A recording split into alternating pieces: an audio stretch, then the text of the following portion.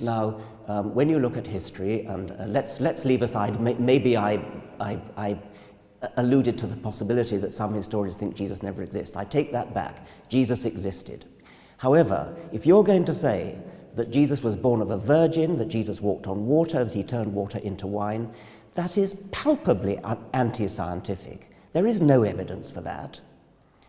And if there were, you would be, well, I mean, no, there simply isn't any evidence for that, and no scientist could possibly take the idea seriously. I can make it worse for you. I know you can. Because Jesus actually claimed to be the Logos that created the whole universe. And if this is the Creator incarnate, making water into wine and so on is really a triviality. The more fundamental thing is the fact that he claimed to be and gave evidence that he was God. When you say it's anti-scientific, I don't think it's anti-scientific at all. Science cannot say that miracles do not occur. It can say they're highly improbable.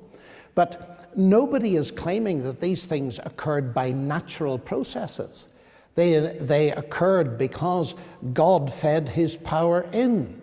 Nor did the whole universe, if we look at it, occur in that sense by natural processes. God created it. We study all the natural processes within it. So when you say it's anti-scientific, I think it's not anti-scientific. What I mean by that is that if and when doing science, we constantly have to keep in mind that at any moment there might be a little magic trick slipped in.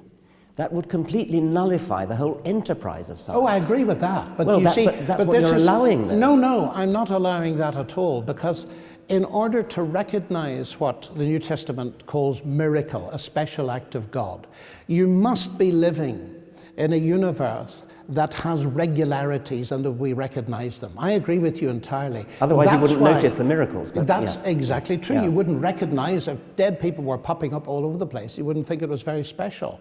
But the fact is you need two things, not one.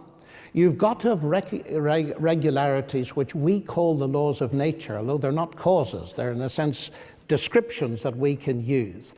You also need to be able to recognize those so that, for example, when Joseph discovered that his wife-to-be Mary was pregnant, he simply didn't believe her story. He was going to divorce her. He knew exactly where babies came from. He knew the regularity. It took very special convincing for him to realize that something extremely special had happened.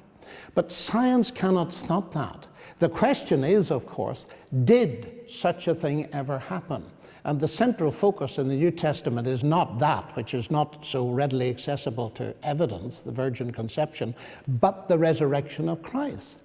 And ancient historians, and it's fascinated me recently going over it, ancient historians whose discipline is very venerable, and I'm not talking about Christian ancient historians, ancient historians, many of them, even at the skeptical end of the spectrum, say that the evidence for the resurrection of Christ is very powerful. The explosion of the Christian church from a non-proselytizing group of Jews in the first century, the empty tomb and all the rest of it, has even led Geza Vermesh, who's one of the most distinguished ancient historians in Oxford, to say, yes, this tomb was empty, and hallucinations and this kind of explanation do not wash.